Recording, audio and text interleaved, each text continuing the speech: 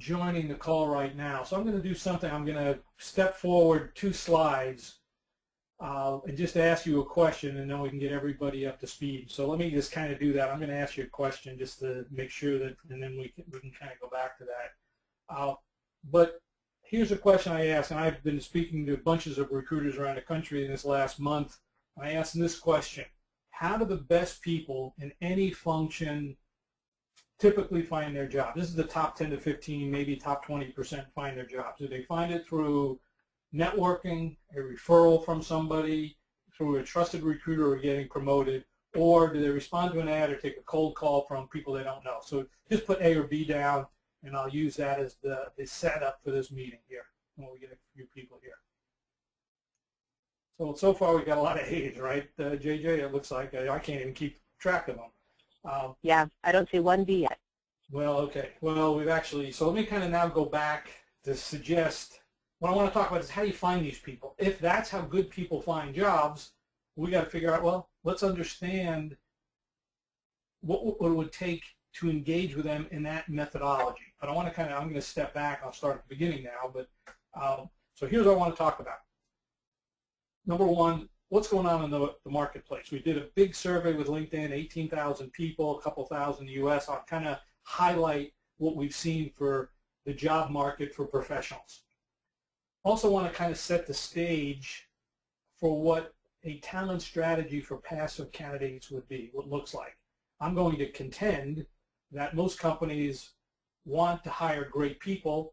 Many of those great people are not looking, but their strategy actually prevents them from doing that. So although they don't believe that to be true, maybe I won't even say the strategy, their processes to use to hire great people are almost counterproductive. So we'll kind of focus on how to align those. I'm also going to suggest, and we'll get into it slightly, the concept of slow dancing. Candidates who are not looking for jobs, or the best people looking for career moves, aren't ready to take a job just because you're posting an ad. And there's a different psychology that has to take place when you're dealing with people who are in the top 10 to 15, 20%, or anybody who's got multiple offers. And kind of end it with what I'll call the basics of passive candidate recruiting, but also contend it's strong. Anytime you're hiring a strong candidate, you have to understand from their perspective what they're looking for and how you as a recruiter makes the pitch. What I'd like to do is let's kind of just do this, because I just want to get a sense, while this course, it's not a course, while this webcast is designed largely for recruiters, and they'll get great value from it, hiring managers will get great insight from it, and they'll understand what recruiters really go through. Job seekers will get some insight to say, okay, here's what's going on in the world of recruiting and hiring managers. But I'd like, if you could, is just put your title down. Just in the chat area, just put a title so I can see what kind of the audience makeup here is. So just quickly in chat your title, or if you're looking for a job. So we got recruiter. I guess mostly, I can't see it as quickly as you can. So mostly, it's okay. We got mostly recruiters here, which is really the primary audience here, and that's how we directed it. Although other people might sneak in, it's fine. So I'm going to go to, this is what we're going to talk about: strategy in general, passive candidate in particular, and some tactics, and some overall job hunting trends. The quick survey, we already said, we did it. I'll show you the chart in a second here. The best people tend to get their jobs through networking. But let me ask you this now. When you talk to some of these best people, and you know them if you're recruiters, you're dealing, this is what hiring managers are looking for, you ask people, hey, what's the criteria the best people actually use to select one job or decide to leave a job or not take a counteroffer? Is it A or B? So we can kind of put the A or B thing in there too. Yeah, of course it's A. So I mean, you don't have to kind of discuss that. So it's obviously they want growth, impact, opportunity, and while they might be willing to talk about something, you don't just instantly say, oh, yes. It's not instantaneous that you just talk to someone on the phone for the first time and say, yeah, I see it. It's a great move. No, they say, what's the money? They ask you all this question that has nothing to do with the actual decision. They actually ask the question, should I even talk to you on the phone if you're a recruiter? So you got to understand that while the best people might want to take a referral, you might get them on the phone, they might actually ask questions that have nothing to do with their actual decision to take the job. We got to deal with that. And let's be real frank, I'm not even going to go, we don't even need to answer this question, it's kind of silly. The criteria that companies use to promote their best people is consistent top performance. Yet when you think about the idea is they want to hire the best people, but they changed the rules. They said, oh, no, we want people with the most experience and skills. Well, the criteria that we use to hire people is different than the criteria we use to promote people. We promote the best people, hopefully. We don't promote the people with the best, most experience and most skills, and yet when we go to the outside world, we want more skills and experience. So one could conclude that, just at a conceptual level, is that, hey, maybe we got it backwards. Maybe we're thinking of it. Let's focus totally on how good people make decisions, how we promote good people, and let's rethink the world of hiring. That's what I'm going to do today. We all want to hire, and I didn't want to ask you that question. You wouldn't be here. Everybody, hiring managers, recruiters alike, want to find and hire the best people. And I'm going to say most companies do it backwards. They work way too hard because they're not thinking about how the best people do this stuff and how decisions are made. So this is where, and this is a survey we took, I guess it's over 11 or 1,200 right now. We just went out to the world and asked people, hey, how do the best people typically find jobs? And it's pretty much what this group said. It's not exact. 90, I guess it was 93% or so, said through networking referral or responding to a job posting. Let me just ask you this question. How much time do you as recruiters, if you're a recruiter, answer this, what percent of the time do you spend getting referrals? What percent of the time do you spend getting referrals? Just put that in the chat. I actually asked recruiters this, and we have recruiter training. I said, how much time do you spend getting referrals? I'd just like to see what the answer is. I know what most people say. Yeah, most people say 1 to 25, 30%. So I said, well, if you want to hire the best people, don't you think you should spend 75%? And that's a lot of what our training is. We show them how to use LinkedIn Recruiter, how to get network, how to get referrals, because a referral is almost gold in the hands of a recruiter. They call you back, highly qualified. All you got to do is recruit them and offer them a career move. That's not necessarily simple, but it's all the overhead of will they call you back, are they qualified, is limited. I say, hey, the easy route is let's just call people who are qualified and we'll call you back. Now all we have is the one stage is recruiting. Makes logical sense, but it's not necessarily simple. So let's keep on going here. It starts because of a strategy situation. So let's kind of get into strategy. So let me just ask you this question. So this is, I do want you to kind of type in the chat. This is what JJ said you're going to be. This is it. All our stuff is engaged with people. Think about the best people in any field, whether it's customer, a call center, a software developer, a marketing manager, sales rep, production folks, machinists. It doesn't matter. The best people, is there a surplus of those best people or scarcity of those people?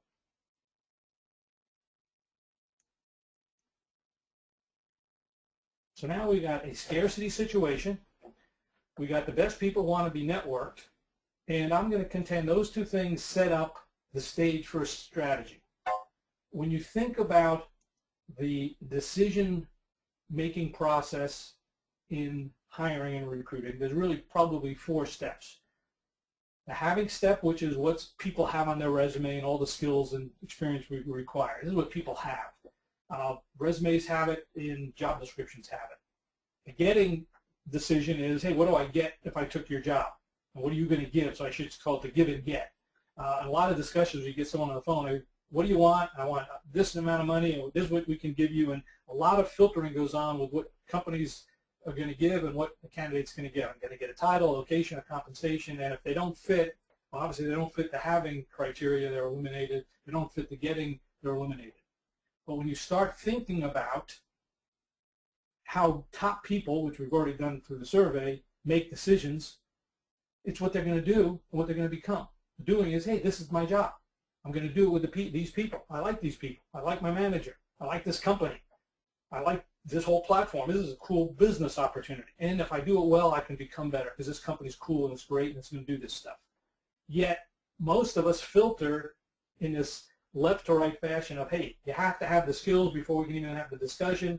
Here's what we give you and here's what I want. So a lot of people filter themselves out. A lot of companies filter people out before they even in the game.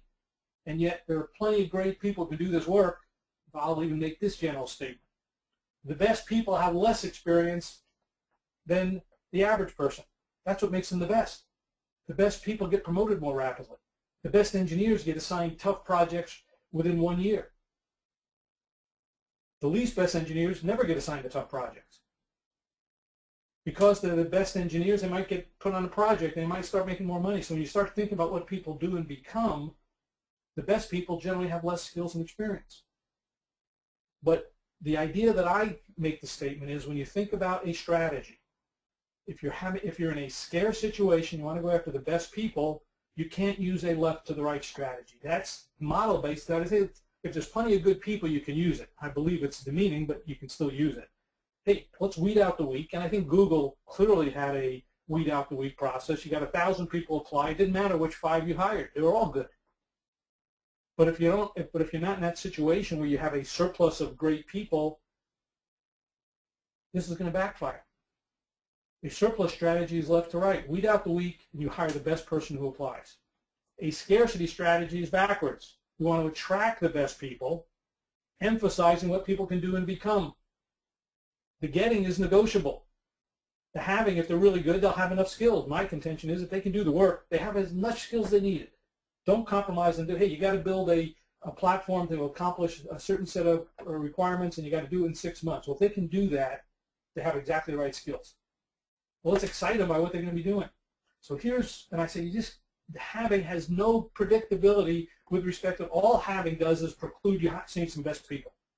Getting is a negotiable item. Don't negotiate your offer, and I tell this to candidates and hiring managers and recruiters alike, don't negotiate the variables.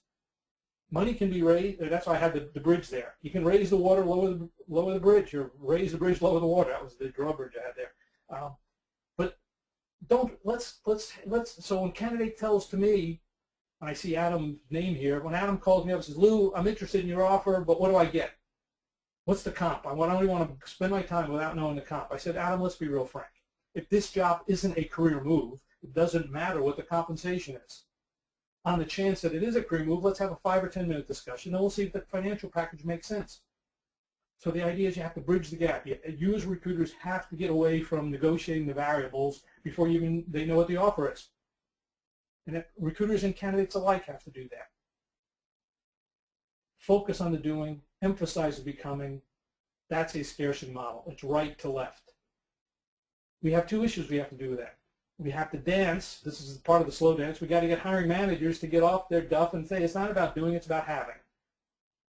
And I was with a CFO of a major company talking about a search for a senior director of tax, and he said has to have 10 years of this, has to have a CPA, has to have this, have to have that. And I said, Bill, that's not a job description. That's a person description. He said, what do you mean? Yeah, that's a bunch of skills. That's what the person. What is the job? What does the person need to do? In fact, let's really, if you hired a person on June 15th, what would they have to do to be successful? And the guy said, oh, what a great question. No recruiter's ever asked me that. I'm going to get people who can do that work. Of course, they got to have a CPA. I recognize that. They got to have international accounting. But if they can pull this off, it's an exciting job. They don't care that they got 10 years experience. I got to convince a candidate what they can do. And if the money's not enough, I go, hey, Joe or Karen or Bill or Mary, if this job's a great job, we'll make the compensation fit. We want people to think doing and becoming. The hiring manager dance is convincing the manager to focus on the doing, not the having. The candidate dance is focusing on, hey, don't emphasize the getting, let's focus on doing and becoming. The getting is negotiable. The having is flawed. The best people don't have the exact skills listed on any job description. In fact, I guess if you took your job description and did a Google search of every 277 million people on LinkedIn, and you added the first level of skill, the second level, the third level, the fourth, and if you could search on all of them, you wind up with 3 people in the world that could do the work. You always compromise, but let's compromise on performance, not compromise on something that doesn't predict performance. So this is where we're going here. We're going to talk about how do you implement this kind of strategy. And what I want to do is start answering some questions. So what I do is I have you guys can ask questions in the chat area. JJ will be monitoring them. If she sees one that really is relevant or really bad, sometimes not won't answer the bad ones, feel free to ask a question. Bada bing or bada ding. Oh, Claudio, I like your question, but I must have been in context of something I said. All right, so JJ, you're monitoring the questions panel. If you guys got thoughts, comments, or questions, or feel that I'm off base here, don't hesitate to tell me. JJ tells me that all the time, so it doesn't matter if we get 175 people telling me. Okay, let's kind of go through it. So here's a survey. So let me kind of give you the big picture stuff here. I did a survey, collaborated with LinkedIn, their research team, did a survey. We went across the world, 18,000 people. We asked them basically 2 questions, a little more detailed than that. But the big one is, how satisfied are you in your job? And independently, what is your job hunting status? So I kind of want to go through the results of that. So one question was, how satisfied in your job, and what is your job hunting status? From not looking at all to actively looking. So we'll go through that. Here's the first series of questions with respect to how satisfied are you in your job. And I've broken it down on this chart into the blue line is staff, the reddish line is manager, and the greenish is director above. So very satisfied people. 29 only, well, I guess 29% of those who were managers or staff said they were very satisfied. And this is about 2,000 in North America. It wasn't dramatically different around the world, but I just sorted out the North America stuff. 38% of the managers said they were satisfied, and directors above 48%. So 50% were very satisfied, which basically says that it's harder to recruit people the higher up you are in the management level, which I think if anybody recruits directors and managers and vice presidents, you know it's a little bit harder to recruit. Number one, there's fewer of them. They tend to be less flexible than a staff level person. The satisfied, pretty much the same, 42, 44, and 36. What was interesting, though, is when you added these 2 together, about 75% to 80% were pretty satisfied in their job. So that's interesting, and well, maybe 25% neither nor or unsatisfied, which I thought was interesting is that 75% are very satisfied or satisfied, which I thought was kind of, yeah, that's pretty interesting. It's pretty much the population of fully employed people are satisfied. However, this is not an insignificant, however, when you ask them what's their job seeking status, it doesn't correlate the way you might think it would. I want to kind of introduce you to a concept I call career zones. What it really does is get at and understands job satisfaction for the candidate level. And when I talk to a candidate, when we train recruiters to think about candidates, and we talk to hiring managers and train them to think about where your candidate is on this career zone. And it starts out by understanding that blue line that just moves that way. That blue line represents the growth and impact curve over time of an individual person, staff level engineer, director of marketing, sales rep. And generally speaking, the psychology of a candidate or a person in a job, typically if you took the right job and you like it, highly satisfying, you're motivated, you're making an impact, high degree of satisfaction. That's basically the slope of the curve. After time, which could be a couple of years or 6 months, but let's assume this whole time frame on the x-axis is years, 5 to 10, 15 years, or let's say 3 to 5 years. If your person stays in the same job and it doesn't change, there tends to be a decline in growth, impact, and consequently a decline in satisfaction. The slope starts slowing down. Reaches a peak. It could be 6 months, and I would say if it's typically it's probably a year or two into a job, but the job hasn't changed much. People who are highly motivated tend to get a little bored, dissatisfied. If things start to decline, and then they decline more rapidly. That sets the stage for what I call 4 career zones, which focus exactly on that person's job hunting status. Far left, zone 1, super passive candidates. Zone 2, decline. And the reason I call them explorers, and this is for recruiters, this is a question you should ask people. Would you be open to explore a situation if it were clearly superior to what you're doing today? Well, a person had to say yes to that question to be considered an explorer. They were not looking at all, so the question was, hey, so people who were not looking, we said, so they said, are you actively looking or not actively looking? And we had a branch that said, if you were not looking, would you be open to explore a situation? And we asked people, super passives and explorers. Explorers said 100% yes. Tiptoers were people who actively started looking, but very low-key. They were kind of talking to people, just spreading the word, but not doing anything too proactively to find another job. They just knew that, hey, things weren't going well at the office, and a year, 3 to 6 months, maybe a year, this year I got to make a change. They made January 1st a resolution, I'm going to make a change in 2014 or next 6 months. And the very active people, these are all fully employed people. So obviously people who are unemployed should be 100% active, but this is fully employed. What was interesting is 21% of the total, I'm going to take the 2,000 people in North America, 20% 21% said they were super passive, 43% said they were explorers, 13 tiptoers, and 23% very active. These numbers shifted to the left if you're a manager or director. And so there are fewer managers and directors that were tiptoers or very active.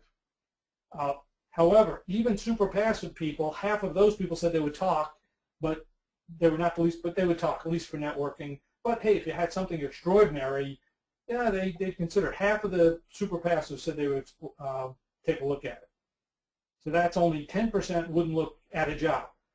43% said they would absolutely talk to a recruiter if they knew the person and were referred to the person, and if the job was a significant career move. Tiptoers were already thinking about it. Hey, you know, if you call me up, and it's a much better job. I'm not desperate, but I'm still discriminating. And very active candidates who are good still want a better job than what they've got now. They're not just going to jump. They're not desperate, but they would like some modest improvement. So when you start thinking about this career zone concept, 90% of people you call would at least explore it. Obviously, the only people who wouldn't are 10% of the super passive. So 90% would, hey, explore it. Obviously, anybody who's very active or tiptoe would explore it. But I'm going to say the sweet spot for hiring great people through networking is really zone 2 and zone 3 and some zone 1 people. So you're talking about 60, 70%, let's say 56, say 60% of the people, your population is the target zone. And I'm going to contend most people spend too much time going after the very active.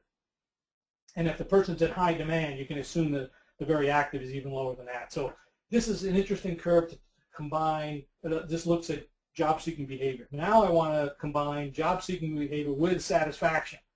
It's a little bit cumbersome curve, but I'll just briefly describe it. We asked people who were very satisfied what their job-seeking behavior was.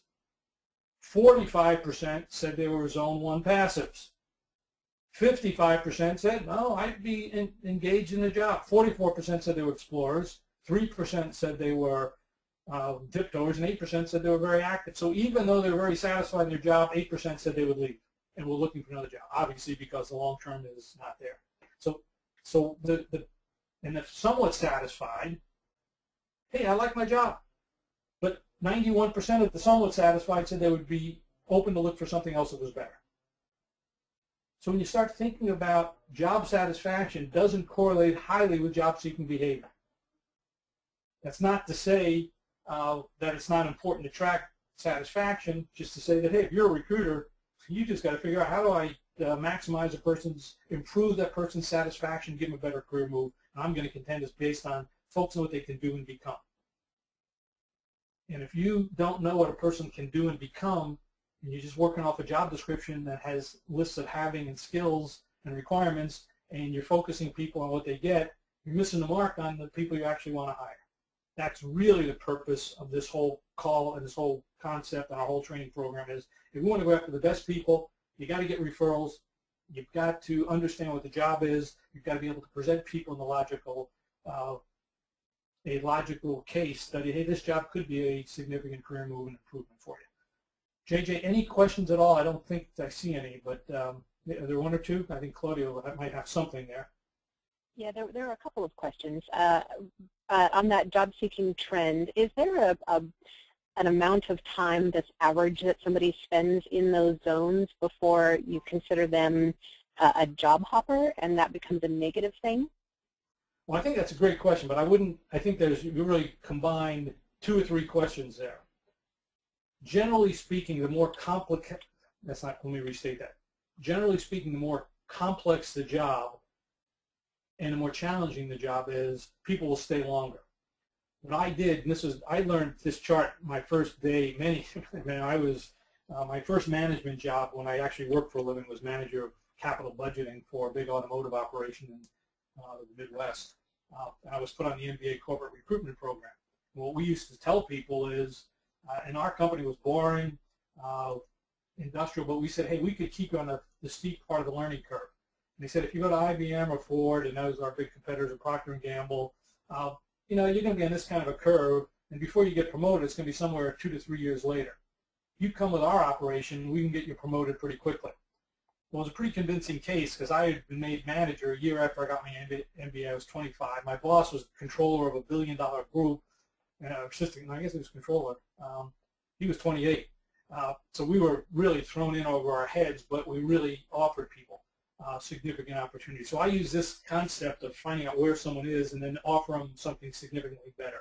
Obviously, if you find someone who is always a very active candidate and leaves for economic reasons, I would be very concerned.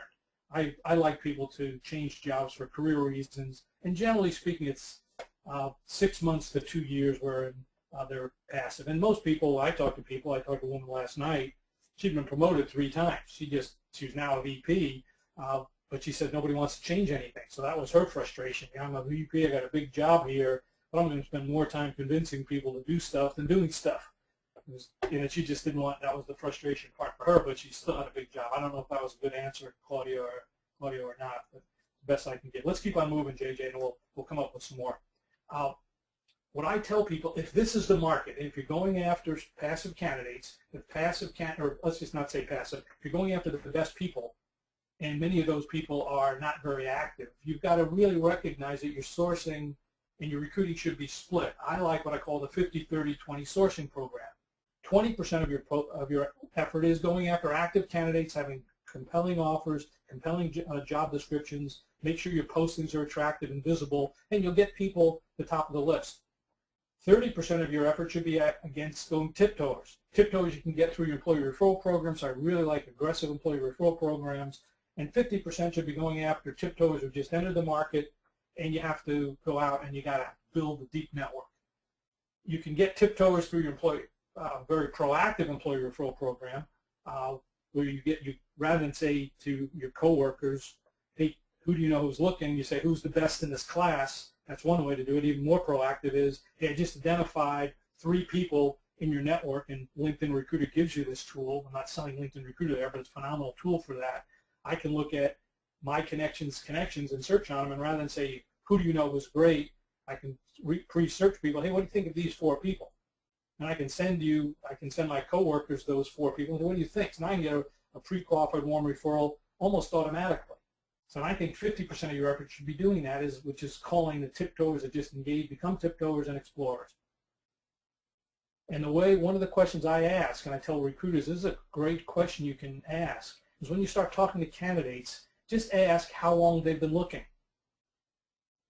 And you'll discover very quickly if they're looking, they're probably either tiptoers or very active. A very active person, you know you're very active. Sourcing works when somebody says, oh, I just started looking, and I saw your posting. Well, that's pretty cool. If they say, oh, I've been looking for 3 or 4 weeks, well, then you're not getting the best of the very actives. If you call a tiptoer up and say, how long have you been looking? Well, I just kind of started. I talked to Bill over there in the accounting department. He suggested there might be something here. So you can almost tell if you got the tiptoe through some kind of referral and that person just entered the market, boy, that's pretty cool. You're at the leading edge of these people. If you call an explorer and say, I'm not looking at all, but I just I want to chat with you. Your offers, your voicemail sounded quite intriguing. So very quickly you can position someone on this curve, and equally important, you can tell how well your sourcing is by where you're getting them. If they've been looking for 3 to 4 weeks, or tiptoeing for 3 to 4 weeks, and you're not hearing about it, you can tell you guys have got some problems. If none of the people you're talking to are if everybody you're talking to is active in some case, I guarantee you're not talking to passive candidates. If they responded to some ad that you found, whether it's quick or soon or late, you can say, hey, you're spending most of your time on the right half rather than the left half. So very, very quickly, it doesn't take much categorizing people into these zones. That's why I tend to like what I call the 50-30-20 sourcing plan. And you think about it, that's if 90% of candidates are getting names through referrals or getting jobs through referrals that say, hey, I'm going to play here. I'm going to play where that 90% where the best people are. I'm just not going to play the same way that most people play the game. I'm going to spend most of my time getting referrals. And when I had a search firm with 10 or 15 recruiters, we knew that the best recruiters, we just looked at every year. Let's look at all the people we placed. How did you find the person? 80% were referrals. The people who got 10 to 15 referrals a week made more money, 3 to 4 times more money than people who posted ads. It was just clear as day. So we measured how many referrals you got. And every month we had a class with a full day training every month. We got all the recruiters together, how many referrals you get, let's tell about best techniques for getting referrals. This was before the days of LinkedIn. You actually get on the phone and convince people. You still have to call up and get names, but you can get them pre-qualified. It's a little easier because you can identify them ahead of time. But neither here nor there, I'm going to say if you're going to go after passive candidates with the best in any field, most of your time should be spent getting referrals. And even if 80% here is getting through your employees, the other 50% is going out, outreaching outside of your company. Any thoughts or comments on that question, JJ?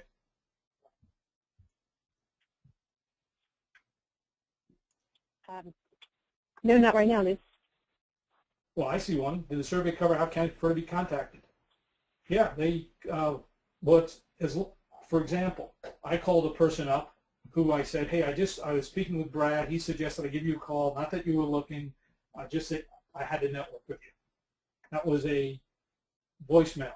Because I mentioned the person who referred the person, they called me back instantly. So I don't think it's the methodology in which you call the person. It's the content of which that message is. Sometimes I've done email and I've done both. Hey, I've emailed you this, and I've given a quick pitch on the job. So I think the idea is that the name of a referral is probably the most critical piece. That's almost guaranteed. If you're a credible organization or you're a well-known recruiter, that's also a good piece. But to me, the dominant thing is not the methodology in which you communicate the message. It's the content of the message and the name of the referral. That to me seems, I hope that's a good answer. I think it's a good answer, though. I mean, it's not necessarily easy work, but that's, to me, and I as a recruiting leader, when I had the recruiting team, and we help recruiting leaders strategize and build recruiting departments and measure their performance. That's what we're doing. Hey, here's the metrics you need to track. If all this is true, the best people are to the tiptoe and to the right, to the left, well, then you should spend most of your time there, which is thinking backwards and focusing on doing becoming. Okay, let's now this is what I want to show here is foundational. And I want to do a couple of quick exercises. So this is going to be kind of an interactive exercise. You can put together, this is the psychology of recruiting, which could probably take a 2-day class, could actually be a semester class on psychology. We're going to do it in 5 minutes, and I think you'll see how very simplistically you can understand what drives people to change jobs and what you as recruiters need to do to reinforce that. When you think about why people leave, they leave for negative reasons, which is kind of obvious. And they accept jobs for positive reasons, which is also obvious. What's less obvious is that some of those reasons are extrinsic, which are short-term, tactical, or superficial, and some of those positive and negative reasons are intrinsic, which are core values, they're strategic, or they're just long-term. So when you start thinking about why people leave jobs, an intrinsic reason, and this would be for a passive candidate, even a tiptoeer. A tiptoeer is starting to leave, or a passive candidate or explorer might leave because the company's just not growing as fast, or their growth rate is slowing down. The work mix is not satisfying. It's something core. I'm doing too much individual contributor. I'm not doing enough team building. Whatever it is, I just don't want to be part of this mission. It's just not there anymore for me. Or they're just not a cultural misfit. I don't want to play the politics. This is, or my boss is, whatever it is, it's something foundational that's affecting them. That's long term. Short-term reasons for leaving, I'm not making enough money. I mean, I'm looking at salary.com and it shows I should be making $20,000 more. Oh, my boss is an idiot. I can't stand it. We don't get along. And literally, guys, some of you know it because you know who I am. I left corporate America when I was 31, which is many, many years ago. I loved the job. I was running a little manufacturing company. I was a nice career move, 31. I was headed for other bigger jobs. I hated my boss, hated the group president, literally. And the chairman, I quit 4 times 1 year, in 77. The 4th time I just said, I'm out of here. The group president kept on, or I guess the executive vice president of the company called me, tried to talk me out of it 3 times. But the 4th time I said, I can't, Phil, I'm out of here. I can't deal with this guy. And I just couldn't do it. So, but I love the work. That was a short-term reason I became a recruiter. I don't know why I became a recruiter. That's a totally different story. But short-term reasons why people leave are important. They tend to be short-term, deteriorating business, economic need, low salary. So when I talk to a candidate, I'm trying to figure out, okay, why would they leave? If you want to talk to a passive candidate, in that opening discussion with the person, saying, you know, what's going on? I'm asking questions to see, would they have a going away strategy? Now, if someone's super passive, well, you really have to dig deep. There are very few super passive people that have any negatives. So you got to track them on all of the positives. The short-term positive motivators are, hey, get more money. You get 50% more. Give you $2 million in equity when we go public next year. Huge bonus, sign-on bonus. Hey, there's a contest. You're going to see if you can win this contest. Hey, we'll give you a big title. You're working with a big brand. But it satisfies some short-term need. Unfortunately, some of those short-term needs, if you're familiar with Maslow at all, once they're satisfied, they're no longer motivators. And people then get dissatisfied. So I know somebody asked the question of, is turnover a bad thing? Well, it is if people take jobs for a lot of short-term reasons. Long-term reasons for taking jobs, career maximization, what people can learn, do, and become. Think about when we talk about thinking backwards. Hey, if you're really doing work you really like and you're motivated by it, that's a long-term internal need. I like working on this project, these people. I like my boss, great boss. The company mission, this is real important for me. Well, those are long-term internal motivators. And I think what too many people do, they set themselves up for underperformance and retention problems and turnover.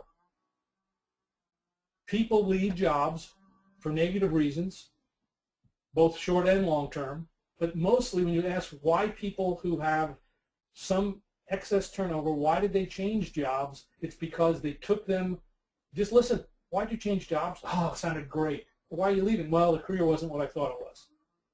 Well, I can buy into that once or twice, but if someone does that two or three or four times, that means they're never looking at it from a career standpoint. I'm just going to write that person off. So I had an hour-and-a-half interview with a candidate yesterday. I asked her, why did you change jobs? Why did you change jobs? And every one was career growth. And she got it. She got it. I mean, she could clearly see she accepted it for the right reason, and she accepted, and she got promoted in each of those jobs. And the only reason I'm talking, she just got promoted to VP, but she says, Lou, I can't deal with this frustration. Now I'm working with C-level officers all the time. Nobody wants to do anything. They just want to cover, protect the assets we have, not grow the business, and it's frustrating for me. So she's at a level now where she says, I'm just at such a big company, I can't deal with it, which is interesting. Before that, she was not sheltered from it, but she was making an impact. Now the impact is this kind of put a lid on that. But it's interesting. I talk to other people. I took the job for this reason, no, I didn't like this, I didn't like that. So I'm starting adding up.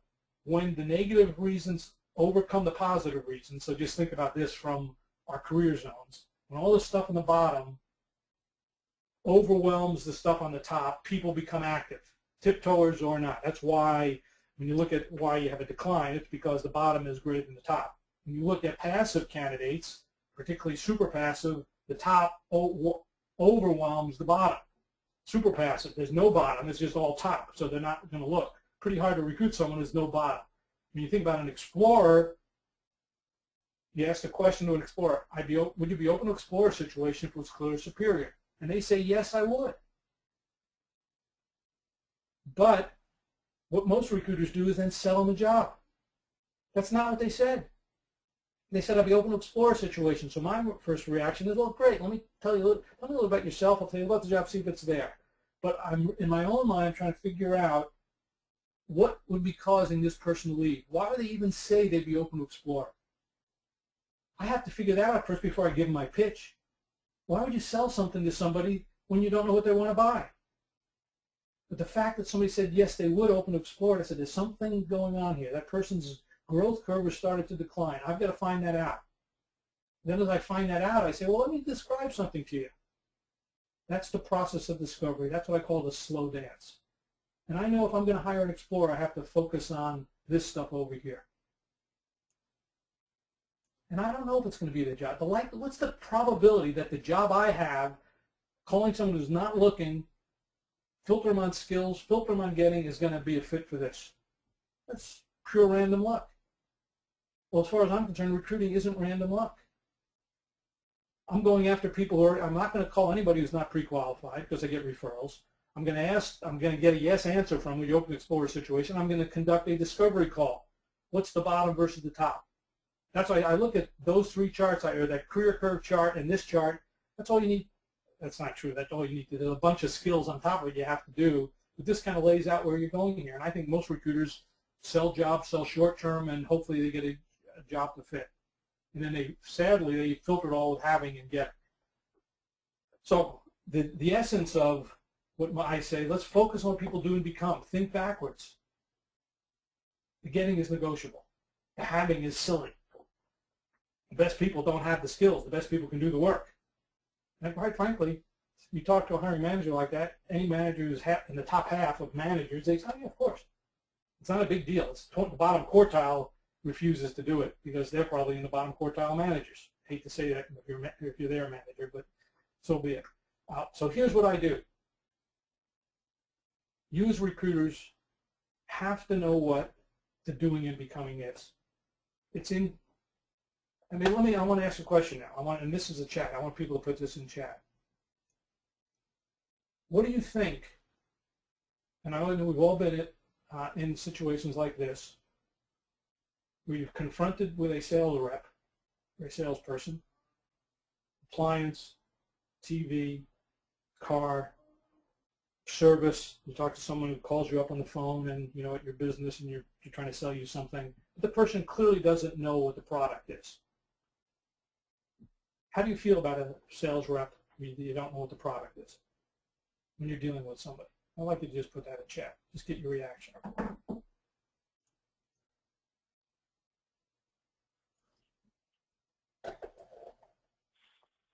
Because I want you to feel that. How do you feel? You've been all confronted with it.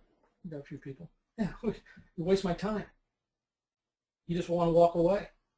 You know the guy. I mean, I just talked to an investment advisor. He was just trying to sell me, trying to get his 1 to 2% commission on my investments.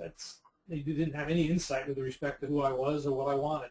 But how do you think a candidate feels if you're just focusing on the skills and experience and you don't know exactly what they can do? To me, that's the primary thing that a recruiter needs to know is, so when I asked this CFO, I said, what does its tax director need to do to be successful? It turned out they had to take a look at their total tax organization very quickly. They had to determine it very quickly if there's any serious tax issues in the short term. They had to reconfigure the organization to bring some outside resources inside and rebuild it. Then they also had to set up a long-term strategic plan to minimize global taxes. That's legal. Well, that's what they had to do. If I didn't know that, I'm selling you had 10 years experience in all this and just some guessing at it, you're misleading people. So I consider recruiters are, if you don't know the work and don't have a relationship with the hiring manager, you're just selling a bill of goods, guys.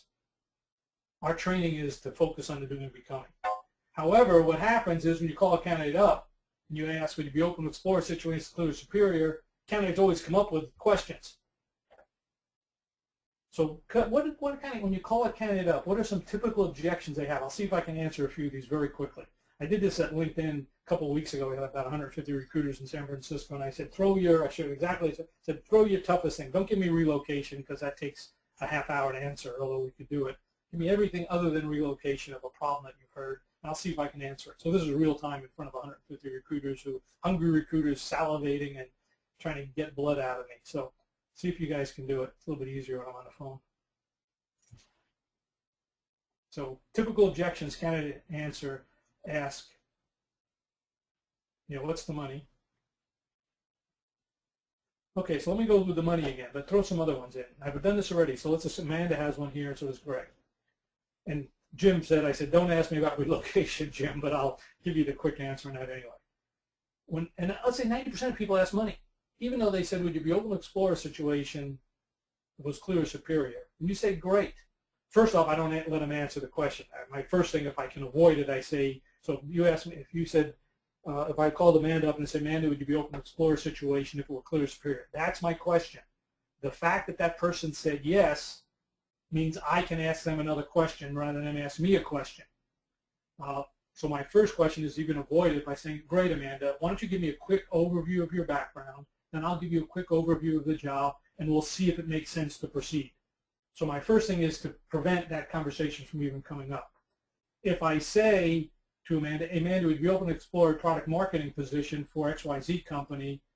Then I might get, yes, I might be, but what's the money? See, you've given too much information away. But if someone does say that, I say this, Amanda, let's be real frank. If this job doesn't represent a career move, it doesn't really matter what we pay you. So let's first see if it's a career move, and if it is, then we'll figure if the compensation can work out. So one way to do it is avoid the question altogether, take control, and I call that applicant control. By me controlling the conversation, which is part of our training, it's really clear that you've got to give information. Nobody would ever ask a recruiter who's been through my training, Jim, where is it? I might say something like this is, hey, I've got an interesting opportunity, not sure if it could be a great career move. Location is not going to be great, so let me just put that in the parking lot for a minute. But on the chance it's a 1 in 100 opportunity, would you at least be open to talk 5 or 10 minutes? So what I'm trying to do is I'm not trying to sell the person on the job. I'm trying to sell the person on the discussion. So I don't sell the job, particularly when I have relocation involved. I sell a conversation of 5 to 10 minutes. I even do that with every job because I know it's a slow dance. We get any other other objections here? What's a candidate level? You see, nobody would ask that, Claudio, in the first 2 minutes. That would be something they would ask 10 minutes or an hour or 2 hours later. So I just want to talk about bridging the gap to get into it. It's not necessarily a bad question, and I think it's a very important question. However, you wouldn't get that in 2 minutes. And you wouldn't get that either, Haley, in the first 2 minutes. Those are certainly questions you'd get after you're in a discussion, but I'm talking about, I'm calling, I got 60% of the people who I want to talk to the first time. And then nobody's going to say level of autonomy, ability. You've already had a conversation. They wouldn't get to that level. They would say, what's the money? What's the location? What's the company? What's the title? They would ask those kinds of questions. They would say, I'm happy where I am. They would say, I'm not least but interested. Those are things that people would say. And everybody, as a recruiter, has to have a response to those. Because if you don't, you're going to lose the 60%. I don't lose the 60%. I lose maybe 2 to 5%. I have a conversation with everybody because I know it's a networking call. I try to recruit them, but it's a networking call. But during the conversation, it's a discovery call. I'm trying to figure out what's the problem. I got to figure if the person said yes, if the Haleys of the world said yes to me, or somebody said not interested. Let me just take not interested in the product. Well, that was your sales thing, right? I'm sorry, I was just trying to get there.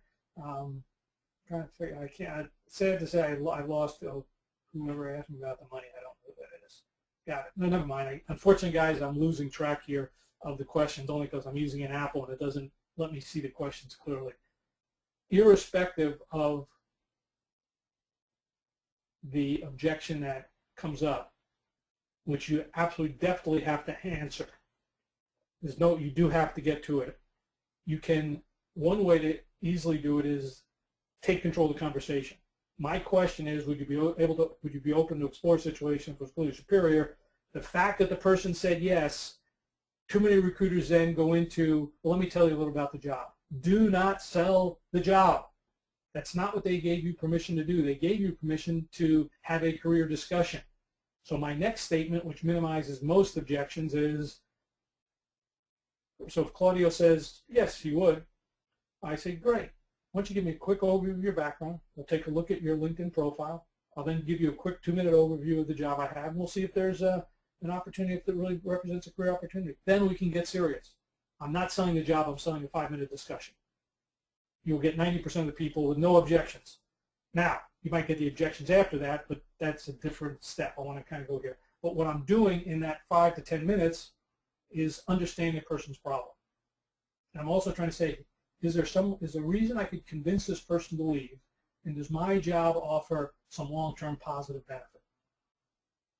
I basically put all the objections in the parking lot. I can handle them directly, which is one way. It's better not even to bring them up. I mean, that's what I say. There's a lot of strategy with just this chart right here on recruiting and that career zone curve I've got. Let me kind of take it to one level. If you have any time for Q&A at the end, I'll make the statement. I want to talk about slow dancing and the push and pull of how you recruit people. So it starts by knowing here. So let's assume I had Claudio on the phone, And I ask him, and I think he's got a great background. So he goes through this. I've controlled the conversation. I've handled a few objections. But Claudio is really great. And I then, as a recruiter, go into sales mode. Claudio, let me tell you why this is the greatest job in the world. And I spend 10 minutes explaining. Now, clearly, in that situation, Claudio is in charge. He wants more money, but I don't know much about Claudio, and I'm starting to sell the job, I sound like just a used car salesman. This is where, and too many recruiters, if they don't know the job and don't understand recruiting passive candidates or the process of discovery, can lose the whole game. And part of what we do is the idea of leading the dance. And it is a dance, let's be real frank. Candidates think they're in control, you want to be in control, you want to sell, you got to close positions, but there's ways to lead the dance. One way is basically asking, when I just asked the question with the open explorer situation, the candidate says yes, well, you're now in the lead. If you tell the person about the job and they don't like it, you've lost the lead. If you oversell, you've lost the lead. One of the things I have to do is have the candidate earn the job. So let's assume I've got through my normal discovery. I see that Claudio is he's an explorer, but his growth is declining. And I say, Claudio, I really like your background. But it says what, you've managed 8 or 10 people here? Well, this is a bigger department, and we're in an industry that's growing a lot faster. I like what you've done technically, but I'm a little bit concerned you might not be able to handle that bigger department, and you might not be able to handle the rate of pace here. Well, if a candidate's really good, and they see that as a challenge, what are they going to do? What's a candidate going to do? You can say that in chat. What's a candidate going to do when they're kind of saying, yeah, I'm sorry, Claudio, you might not get it? Anybody respond here? I can't. Yeah, they're going to start selling you. Let me tell you, Jeff's got it there, and Claudio too. Kim, recruiting is not you selling the candidate. Recruiting is getting the candidate to sell you. I'll say that again. Recruiting is not you selling the candidate, it's getting the candidate to sell you. Because remember, these tiptoers and explorers aren't looking, or they're very discriminating. Our candidates don't make the decision alone. They go home and their spouses and their family and their friends and their coworkers and other recruiters, they're the ones that help make the decision. And we don't know those people. So if the candidate can't sell us, they're not selling these other people who we never meet. You got to get them to sell you. The push away is one way. The pull towards is, hey, Claudio, let me tell you what we're doing here. We're launching this new product line. We're putting most of our R&D budget in. We need to get this thing launched in about 6 months. Probably one of the most exciting projects we've done here, new technology, walking into a new space. Walk me through something you've accomplished that you think is comparable to that. Now all of a sudden I'm telling, oh, Claudio, well, that's pretty cool. Let me tell you what I've done here. That's called the pull towards. Something exciting, tell me what you've done. Pull, push away, a little bit concerned, Claudio. That's the dance, the push and pull. Candidates have to earn the job. I don't sell the job, I sell the next step. Hey, Claudio, I like your background. Let me present your background to the hiring manager. Your comp, now I said, let's talk about comp for a minute. I want to make sure we're in the ballpark here. Oof, Claudio, your comp's a bit on the high side, but I like it. We're not totally out of the water here, but it's a bit high. Let me do this. I like your background. I don't know if the hiring manager is going to want to meet you, but if I can arrange an exploratory call, you could click, but you have to kind of think about this, and you can call me back tomorrow. Is this a job that you feel is a real career move with a modest comp? Would you be open to go to that next step based on that? I'm not selling the job, I'm selling the next step. But to get to that next step, you have to give me something. And this is where I start negotiating the comp. I can negotiate comp long before the end of the offer. But I don't filter on it. I start negotiating the comp when it's when the person understands what the offer could be. Not before. I mean, why would you talk comp before you know anything about the job? It's because you're selling a commodity. I'm not selling a commodity. I'm selling a career move. Sell the next step. It's a slow dance. I uncover the negatives during this process to see where this person is on the career zone curve. I close on the doing and becoming. This is in your mind. So when Claudio goes home and his best friend or his partner or his spouse or his kids say, what's the money? Oh, it's not about the money. This could be a real career move. Get the candidate to sell you. That's recruiting. Not you selling the candidate. It's a process of discovery. It's called solution selling, but it's understanding the candidate's needs, and it's a slow dance. It's not a fast dance. Let me do this. We've got a few minutes. I can answer one question. Let me give a summary, and I'll answer whatever questions people want. Um, yeah, I know, because they're transactional. Well, that's a candidate, right? Nathan, let me kind of answer your candidate question. They all do it because they're filtering. They don't, they're transactional recruiters. That's why they ask it, because they've been responsible for comp and all. They don't want to fight the battle. They'd rather just get a perfect fit. So that's not how you'd handle it, but that's why they do it. But let me summarize quickly. First off, I wrote a book. It's called Hiring and Getting Hired, Essential Guide for Hiring and Getting Hired. You can get it at budurl.com. It's EGFH, it is Essential Guide for Hiring, P3, printed version 3. We actually have an audio edition that just came out a few weeks ago, which Amazon allows you to get for free. They still pay us, but it's kind of cool. They allow you to join their audio edition. If you buy our book as one of your free books, they give us a full credit for it. So it's pretty cool. It's their marketing deal. But you can even listen to the book. It's not a $10 book, so we're not talking rocket science here. But it has all this stuff in there. So that's the end of the pitch. We also have a training program that we offer, which is called performance-based hiring. We have it for recruiters and hiring managers, not for candidates. Our business is recruiters and hiring managers. But the summary, if I had to make a statement, is passive candidates, even though they're highly satisfied, can still be recruited, but the best way to do is get a warm referral and lead the dance and understand what they can do and become. Understand the negatives, maximize the positives. Recruit backwards. Focus on what they can do and become, not what they haven't yet. Having is a silly filter that precludes you from needing the best. The getting is a negotiable item. Don't negotiate the items before you know the person or you know the candidate knows the opportunity. It's a silly way to do it. You lose too many people. When you're recruiting people, the offer I make is I'm going to minimize the negatives, maximize the long-term positives.